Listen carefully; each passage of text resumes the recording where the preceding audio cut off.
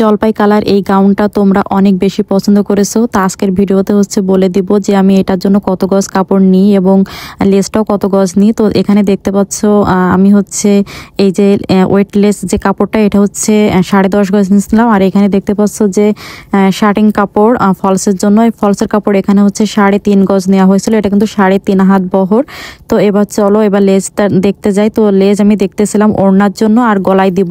তো ওড়না আর গলাতে লেজ দিব। তো আমি ভালো ভালো লেস দেখতেছিলাম। তো এই লেসটা খুব পছন্দ হয়েছিল, কিন্তু এই লেসটা বেশি ছিল না গজে।